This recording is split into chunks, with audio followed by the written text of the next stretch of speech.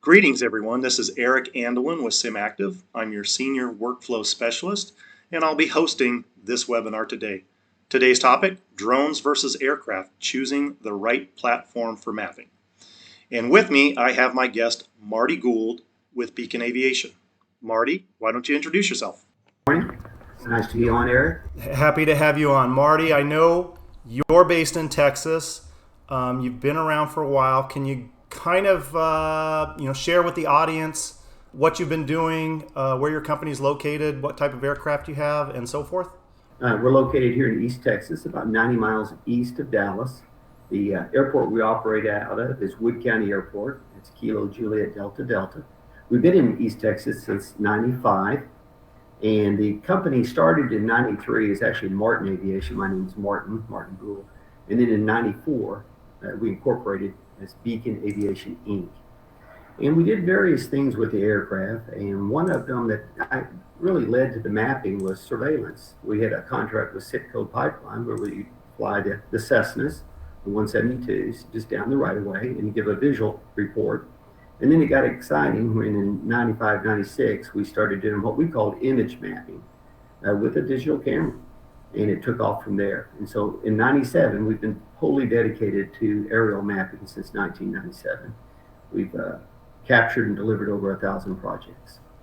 So when you were originally doing, just assessments of right-of-way and things like that, when you were just flying the 172, were those for pipeline projects out there? Were they for utility corridors?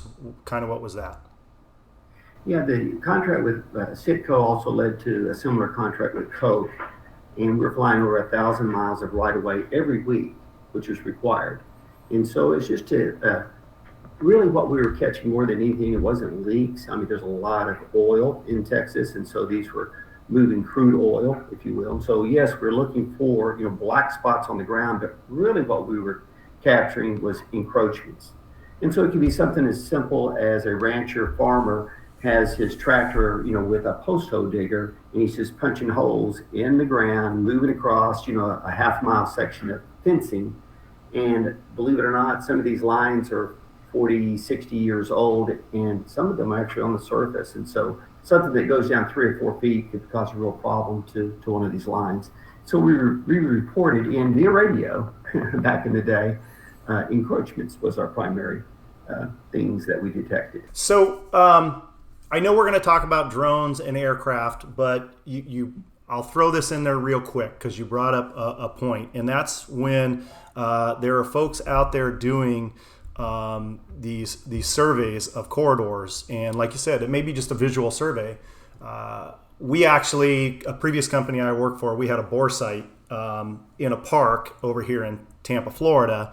So our bore site was, and we'll get into these as well, our bore site was 24 leveled through survey control points in a park. So we could, do the calibrations on our camera and so forth. But the one thing I got a kick out of was no matter when we were out there, we'd hear it coming, and all of a sudden the 172 would come blazing through the airspace at low altitude because he was following the power lines, right, doing his survey. So I'm familiar with what you're talking about.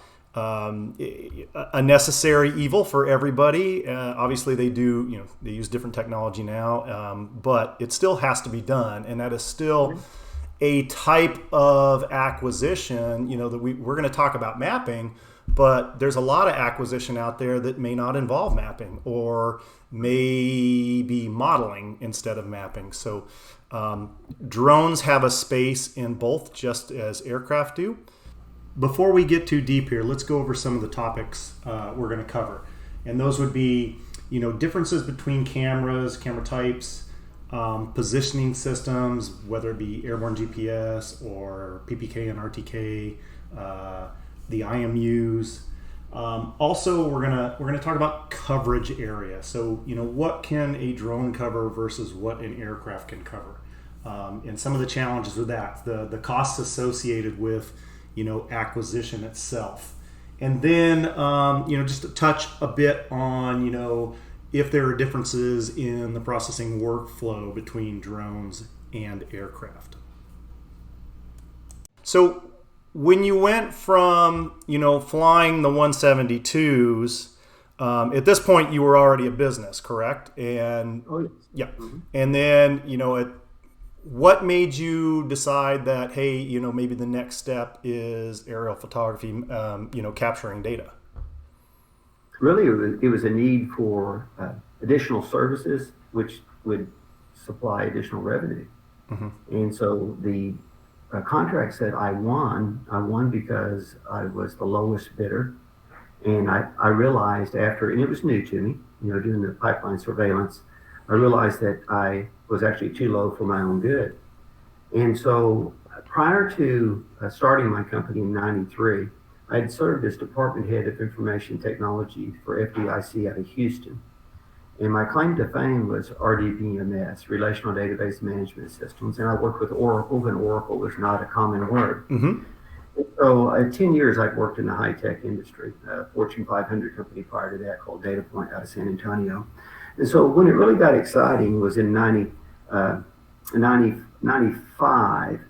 96, when all of my life experiences merged in the cockpit. So when I was able to bring a camera, which I had a love for photography, into the aircraft, and then was able to use that imagery in an engineering way, then it took off. And so I didn't even really know that much about photogrammetric processes at all. And that's why I described my first deliverable as an image map, because that's the only way I really knew how to describe it. We did geotag the image, so we had the orientation probably within 5 to 10 degrees of rotation, and the center was maybe within a couple hundred feet. But it's an image that could be pulled up, and visually, the men that managed that right away could clearly see a fence line. Because keep in mind, when I was flying the pipeline patrol, I had an FAA waiver that allowed me to fly it at 100 feet AGL. I flew a treetop. Jeez. So I was in the drone world, before there were drones, and 120 feet, 150 feet, and just following the terrain. Yep. And so the image map that I delivered, I pulled the aircraft up to about 1,000 feet AGL, and then still fairly close. It was not a high resolution camera, but I was close enough to the target that the image quality was quite good.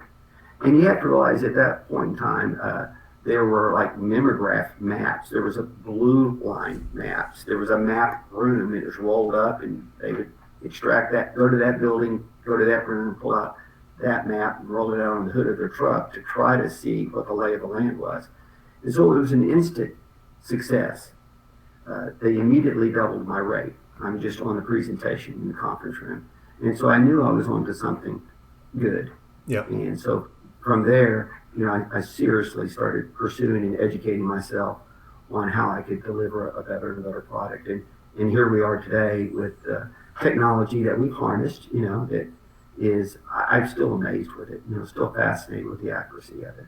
Yeah, it's interesting. Like you said, you were working in the world of drones before there were drones, Right. which again, then there were no drones in the airspace, so you could fly at those altitudes, which to me is basically barnstorming. Which is really cool. I totally understand that, and having a background in aerial mapping as well, we've been that low in my family business as well, way back in the day. But another point you mentioned, you had previously worked, within the state and local government on the database side, so you kind of had a good knowledge of maybe what would be needed out there. And you mentioned, you were the low bidder, and that, you found out that, maybe a little bit later. But there's also something to that, which is proximity. You can actually be the low bidder on many projects just because you're the closest person. So sometimes when people hear the connotation low bidder, they may have a negative connotation to that, but absolutely not. That comes down to the point of mobilization, the type of aircraft you're flying. There are all kinds of factors that make you fall within a bid range. So I always like to point that out to people. Having that capability. So now, when you went to that step, what type of camera were you using? The first camera I purchased was believe it or not, a 5 megapixel, and I cannot remember the brand. It was in '95, and I used it only as a proof of concept. And I'm trying to remember the brand of it, and so it escapes me. But I immediately, once I was awarded the contract to image map, I went and bought a Hasselblad 203 FE. And so I did go to film, and then of course I would scan the film. Yeah. And that's a 70 millimeter. It's a respectable format. Yeah. I accomplished an awful lot of good with the Hasselblad 203. And then I used it for probably 3 to 4 years, and then I purchased an old 9x9 Fairchild T11, and I refurbished it. I actually refurbished it. I took it to the machine shop, and we bored it out. I mean, we removed the lens. I bought the best lens I could, and then wound up buying my own shutter and got it focused. And so I was running with a 6-inch focal length 9x9 that had been upgraded, from its it's probably from the early '70s, honestly. And it's catered to black and white, and so now I had true color. I see another commonality here, because again, like I said, my family, we were involved in aerial photography as well, and I can remember coming home from high school, and my dad was baking a new mount in the oven. Because there were no gyro stabilized mounts then, and he had the wherewithal to come up with one, and the painting technique he used involved baking the parts in the oven. So what that tells me is, and again, an old Fairchild, that's pretty old. And back in those days, we had to go through calibration and all the things, and we'll get to that. But the commonality I see is that a lot of folks in the drone world are doing similar things. What can be bought off the shelf is great, and that's a start. But as we come up with new ideas or new opportunities, it takes a little bit of work on sensors, a little bit of intelligence on how systems work and things like that. And that's where I seem to think that people become really successful in what they do. So you started with a Fairchild, and I can tell you, I went to work for a company in Kansas, and they had it was an old Jenna camera, and I think it was a surplus camera from the space shuttle missions that never went to space.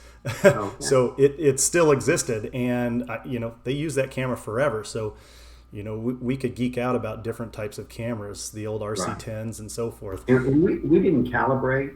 What we did do, we used a product called ER Mapper. We rubber sheeted the imagery to death. We'd throw a grid over it, and that grid would wind up, say, if it's a 9x9, which it was, scan, we would probably have 25 by 25, lines and rows. And we would find a point in every cell. And so the effect was semi-accurate. Of course, back then, a 1 meter deliverable was common. Perfectly acceptable, yeah. Perfect. It was as far as image resolution, and so our accuracy, is nothing like we have today. Right. But it was effectual. It was effectual. Right. So were you still flying 172s at that point? I was. Yeah. So you had a hole in a hole in the belly and all of that. Doing it the old school way. I like to say it was ported, but yes. Yeah. Let's talk a little bit about those advances that have come along. Originally, like you said, when you started with a handheld, you were able to geotag those because you captured the GPS information in that camera. As we move up to, say, that Fairchild and on up from there, those didn't necessarily have that geotagging capability built into them. You were taking that information from GPS. If you had airborne GPS or something like that installed in the aircraft, which I assume you got to that point. And maybe originally that was a separate thing, but now I'm not sure, but I would think the ZI cameras, the big ones, probably have some geotagging capability built into them, as well as connecting to airborne GPS. And we literally would just do a visual reference Yep. to AO, and orient our images in that manner. Yeah. We didn't geotag until much later, until we started generating EO data real time. Right. And that was in, I hate to say it, but that was as late as 2013. So some of the projects you were doing were probably bigger. You had a large format camera, so your footprint was much larger. You were probably flying at a higher altitude. Absolutely. So it's very easy to pick points on existing reference data and do your rubber sheeting back in those days. Our largest project, we did an XDO oil field between Dallas and Houston, and we mapped 2,554 square miles and delivered it as one ECW. So let's talk about that real quick. So 2,000 square miles. How long did it take you to acquire that, roughly? Yeah, I actually captured it in a Cessna 172, and it was right at a 1 foot resolution, and with a 9x9. Mm-hmm. Okay, and we captured it in 3 days. In 3 days. Very good. So, and this was probably early 2000s? This was mid 2000s. Okay. So 1 foot resolution was obviously outstanding then. Right. So, we don't try to compare that to what's going on now and so forth. It's just kind of get an idea of the scale with which you can capture using aircraft versus using a drone. So speaking of 1 foot, there's still a demand for 9-inch pixel resolution on county-wide mapping, by the way. Yeah. 9-inch, a lot can be done with a 9-inch, take the tax assessment alone. Yep. They're going to identify structures that are, I believe, like 10 by 10 or larger, for the tax. If a county's out doing something, 3 inches is probably the max they're going to go. And they would typically do reflights, on an annual basis or something like that. But again, you're able to capture a much larger area with an aircraft to do that. And I don't think anybody's trying to do that with a drone or even a fleet of drones. But that's, a bit of a difference there. Here's one other benchmark. Here's a benchmark. We were called, it was a bit of a mayday call from a local county, and they'd seen one of our presentations a couple months prior. And they called up and said they had a vendor not able to fly their county for tax assessment. And that's a smaller county. Mm-hmm. There's only about 250,000 acres, 250,000 acres. And so that's a small county in Texas. That we were able to respond. It was on Monday. We got the call. We flew it on Wednesday, the entire county in 1 day, and delivered it the next week using your software. And so I was quite impressed with it. And it was all 6-inch, by the way. Yep. Well, again, back to proximity. There are a lot of aerial photography companies out there. Maybe less so than there were, 3 years ago when a bunch of them got gobbled up. But contracts will be awarded to folks to fly from an area that they're not in, maybe because of cost or anything like that. But then when it comes time to perform, whether weather is the reason or, other obligations, they may not be able to fulfill that contract. They may come to you and either subcontract or, just because of proximity, you're going to be able to work within those weather windows, whereas they may not because they have to mobilize from another state. Or farther away. That's a common thing in the aerial photography business, and honestly, that's why we have aerial photographers in, pretty much every state and possibly even in all the major cities, is because, they all know they can't be everywhere at once.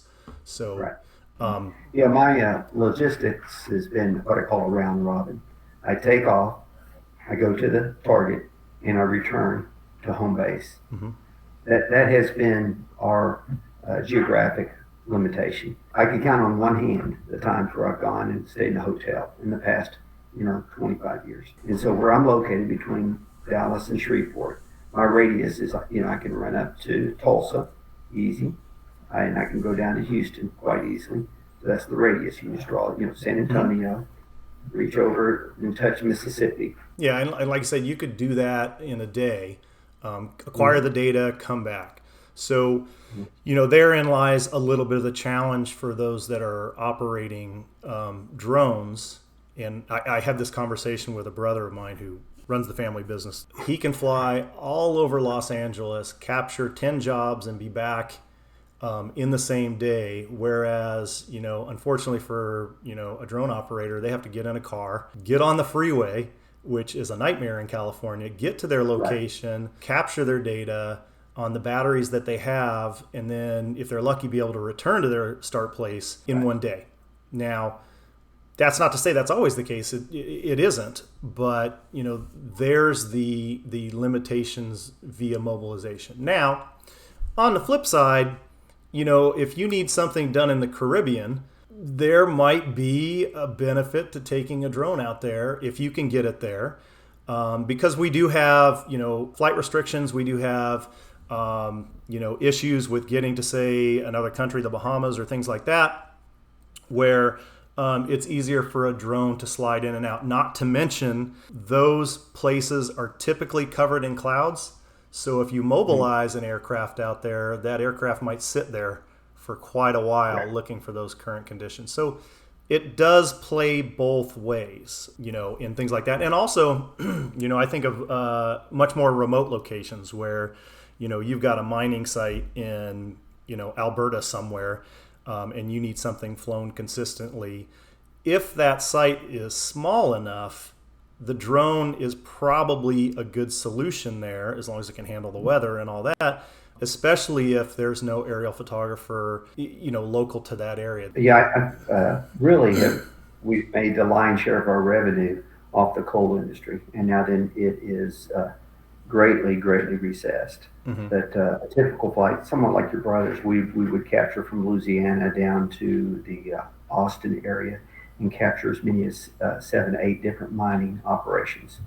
And it was just extremely efficient, the aircraft was. Yep. And of course, we did migrate to the A36, the Bonanza A36, which has, longer legs and faster. So, there's an economy of scale there, because you can, although an aircraft does cost a lot of money and maintaining it and the camera equipment and all of that, when you can knock out 7 to 10 jobs per day's flying, you are certainly competitive in that market compared to someone who's going to try to go out and capture that with a drone. That is certainly the case. So you said you upgraded to a Bonanza. I believe you told me you have a Phase 1 camera now? Yes. Yeah, we purchased the Phase 1 in 16 timeframe, 2015, and it's the I-80 XA, and so it's 80 megapixel, and we've just had really been very pleased. That was the component. I was trying to work with an off-the-shelf Hasselblad, the H4D, and I never could get the EO data. I couldn't get the midpoint exposure spot on. And with the Phase 1, it dialed it in. And so we have excellent EO data now. We're really capturing at XYZ at the moment of the exposure. Super pleased with that. And then we did go ahead and purchase the calibration from Phase 1. And then we, in years past, had purchased our own calibration software. And we ran it through both, or compared it, I should say. And we're quite pleased with our in-house calibration process. We have one aircraft hangar that the north wall is nothing but a grid pattern. The building is paid for itself just being able to calibrate and get the results that is accurate. Just very accurate internal mapping of the camera. Yeah, so again, I'll do a little background on that. So calibrations used to be done by the USGS. And so for you to do any mapping job, back in the day, before the 90s, your camera had to be calibrated by USGS, and you would literally send it in. You would schedule it. You would send it in. You would miss your camera for anywhere from 3 to 6 months, while a bunch of scientists calibrated your camera to give you an AWAR rating, an average weighted area resolution rating. And if your rating wasn't over 100, then you had issues with your lens or your camera geometry. So you were always looking for that rating of around 102 to 105, which is where all of the contracts required that you would be in. Towards the end of the 90s, of course, we had digital cameras come in. Digital cameras were never calibrated by the US because they just didn't have the ability to do that. And the fact that when people were moving to digital cameras, they eventually closed the calibration labs that the USGS had. So now if you're flying an old camera, you're flying off a calibration, your last calibration, which again, these are metric cameras. They're designed to stay geometrically correct, intact. The lens is designed to remain the same. It's fixed focal length. The camera body, it can handle temperature changes and things like that. So calibrations aren't necessarily needed that much. Whereas with drones, unless we're talking about a phase 1 camera, most drone cameras are just off the shelf. It's a Sony sensor. The body is plastic or maybe aluminum. There's really nothing to hold that thing geometrically together with temperature and changes and things like that. So that camera has to be calibrated all the time. Most mapping software will do or perform a calibration. Ours will, Correlator 3D will perform a calibration for you on the camera, and it'll correct for those errors. And you can actually export that calibration report. For those that have a high-end camera, phase 1 or something like that came with a calibration report, they can do just the opposite. They can take their calibration report, import it into our software or other software, and tell the software, don't mess with the camera parameters. They're good, and we'll get a good solution. Now, Marty, you're talking about a calibration field versus, say, a bore site, where you really have extremely tight control of coming up with a solution for the geometry of the camera. I don't know of very many people that even have their own, calibration field. I know a couple LiDAR companies that do, because for the most part, people would either accept what the manufacturer gives them as a calibration, or an adjusted calibration from, say, a software like ours, or say the one you purchased. But I will say that, I have seen your data, and I was floored at how well it came in based on just your calibration. I was just, wow, that was really impressive. So much so that I shared it with the phase 1 guys and said, wow, this is, this was done by Marty. It's not necessarily phase 1 calibration, which is still good, but this was, outstanding. So since you and I visited, we just got an order. It was confirmed yesterday. And we'll be mapping a small town in East Texas, and they're wanting to put in all new water lines, but they're requesting, 1 foot contour over this 2 mile by 2.5 mile area. And, I can confidently deliver those 1 foot contours, plus or minus 6 inches, with this setup. We've done it many times before. We've been mapping some airports for the FAA, and they want 6-inch contours, plus or minus 6 inch. And isn't that amazing? Mm-hmm. So, plus or minus 3 inch. Right. So to explain this for people that may not be aware of the whole system and how the situation evolves, there are plenty of sensors out there or systems out there that have, say, airborne GPS and an IMU. Drones don't necessarily have a quality IMU in them, but there are a few that do. If it says Novotel, it's probably a pretty good IMU. If it, there are other manufacturers of IMUs, but the more precise you can get the roll, pitch, and yaw of the unit in the aircraft, the more precise you can get its position from the airborne GPS. If you can correct for those, and you have a calibration that is well controlled, then you can actually use, say, a PPK solution without having to additionally rely on control. You're always going to want checkpoints, but say, for example, you ran a PPK solution with a high-grade IMU, a calibration that is spot on, you're going to hit the surface, after processing the software, running the AT, the bundle adjustment, all that, you're going to hit the surface spot on. And it's validated through checkpoints. Now, in the airborne world, originally PPK was invented for, I'm out in the forest, I've got zero chance of getting any control on the ground, but I need to be close. And that's when people would use, say, an RTK or a PPK solution. There has been a movement in the drone world to accept PPK or RTK as gospel, which it's not, especially if you don't have those other three items in place, your airborne GPS, your IMU, and your camera calibration. It's not going to help you. So in the drone world, we often recommend, I do, is that you have control. If you want to run your solution with PPK, go ahead and run it. Then check it against the checkpoints. It's probably not going to be spot on. What you could do then is turn around and tell, for example, our software or anybody else's software, instead of running a PPK solution, run full AT unconstrained, which means the ground control is going to tell the software how to calibrate everything. And then it's basically an upside down pyramid. You're correcting for things up there that have not been corrected for.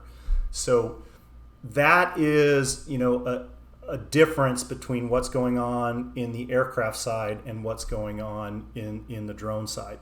Obviously, with airborne, much bigger footprint on all the images, which technically means you need less control. In the drone world, you're gonna, it may take 40 images to capture. Well, it may take 400 images to capture what 2 images in the airborne world capture, and it takes a lot less control there. So be aware of that when you're doing considering a drone project versus an airborne project. A drone. If you're doing a drone project, you should probably be a surveyor too and have your own survey equipment, or at least know what to ask for from the surveyors.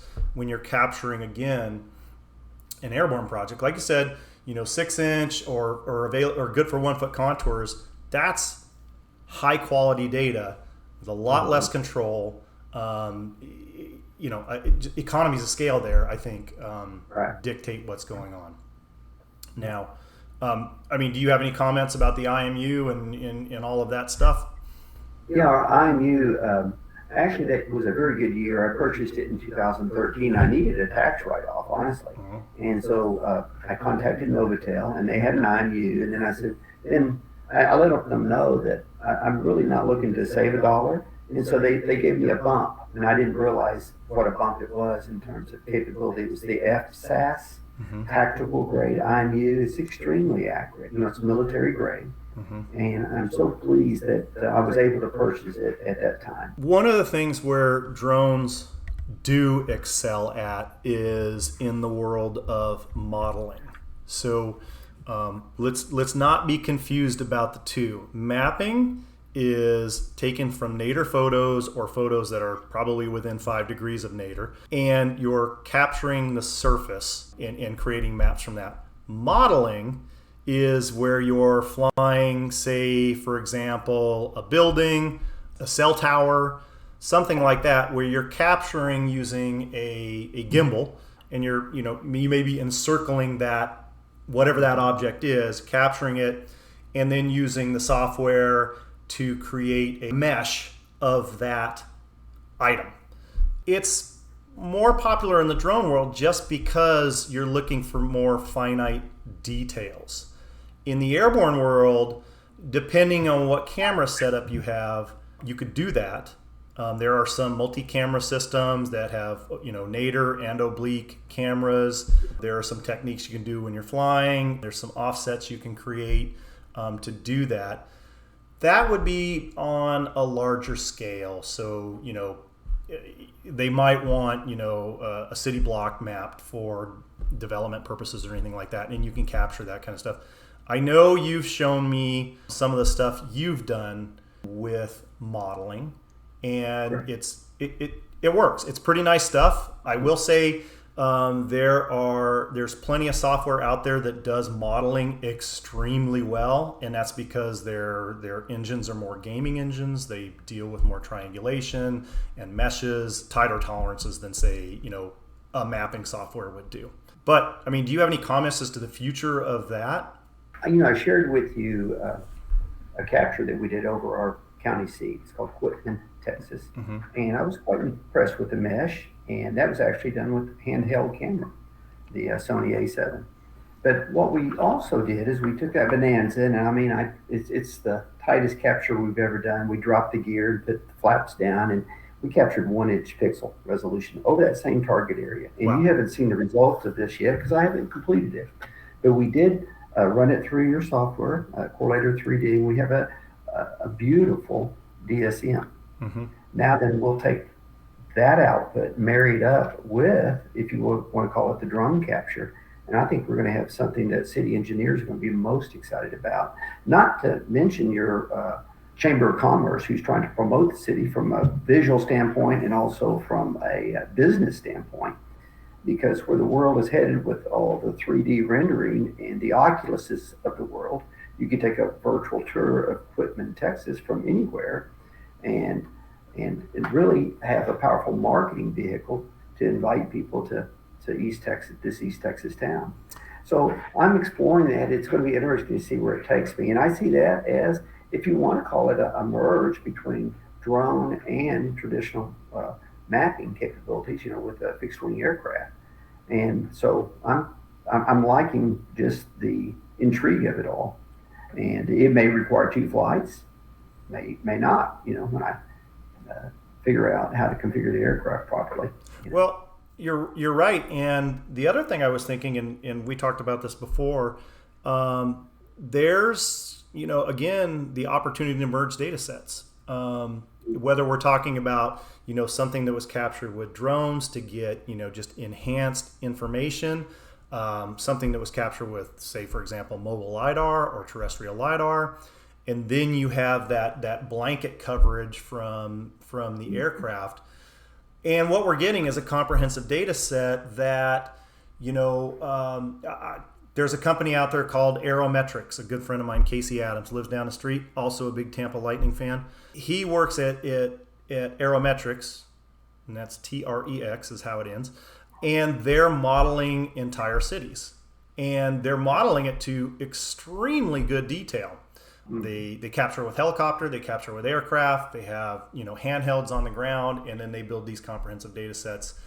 I think their business is more about hosting and creating these models, but it still takes local aerial photographers to capture that information, and it still takes the mind of a city council to say, hey, maybe we contracted this as a mapping project, but for this add-on, we can get oblique imagery. We can get these kind of deliverables about them. We can work in unison with both aerial photographers and with drone acquisition and with LiDAR companies to capture a more comprehensive data set. I mean, what do you think about that kind of stuff?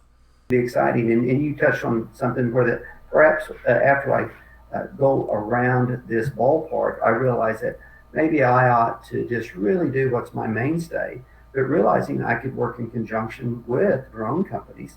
Let me do what I do. Let me create you that beautiful DSM that's quite accurate.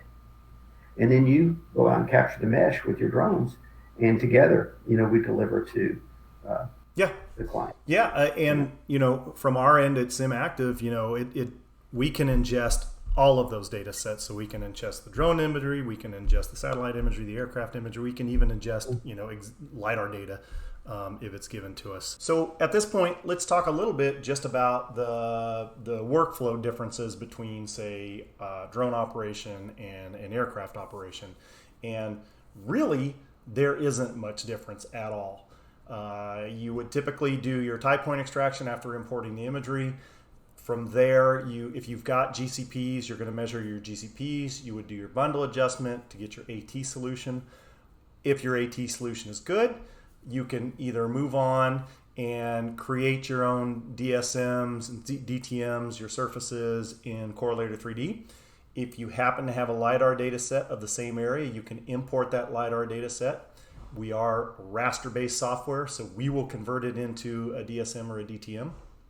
From there, you can do any editing you want, and then you would do your orthorectification. Since we're not talking about rubber sheeting anymore these days, you would do your orthorectification, then you would create your mosaics, and then you could do your editing on your mosaic, export that out for use in other software.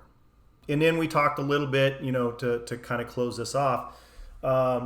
One of the challenges for drones is that, obviously there's an altitude ceiling that currently the FAA holds them to. They can get waivers to go beyond that and do things like that, with a lot of work with the FAA. Working within visual line of sight is the other challenge. You can get beyond that. You can get BVLOS if you can prove that you can manage that. And there are very few BVLOS waivers out there, but there are some.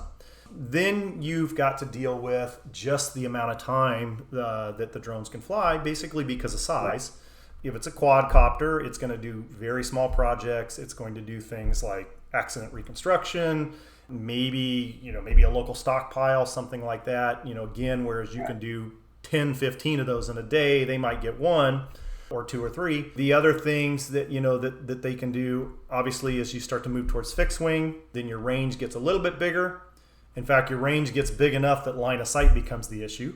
So if you stood in the middle of a cornfield, you could probably see your drone out to a quarter mile, half mile in every direction. Right. So you could capture a mile, which is probably as long as the battery would last anyway. Right. So, if you run across a project that's 20 square miles, if you could get 4 flights in with a drone per day, you're going to, or 6, you're going to need 5 drones to capture that 20 square miles. So is it in your best interest as a drone operator to spend your time doing that?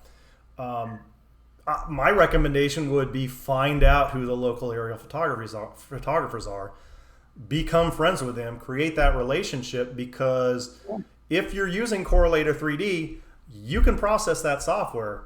They'll go out and acquire it for you.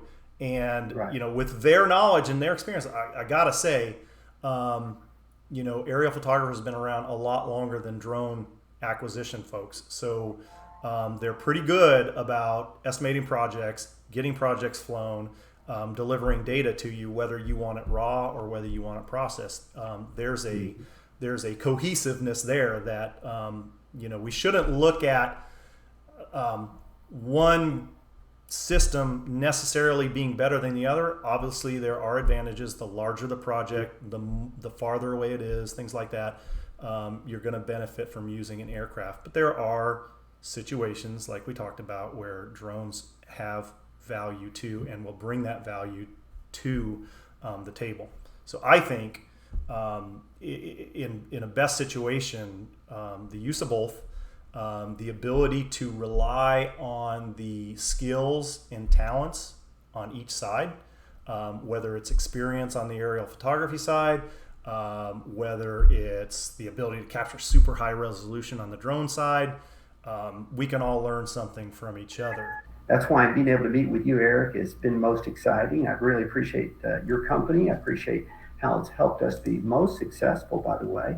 And then in our time of need of support, which I think has been somewhat minimal based on our background, but when we have needed tech support, that's how I met you, Eric. Yep. And I really appreciate your help to me personally, in our hours of need.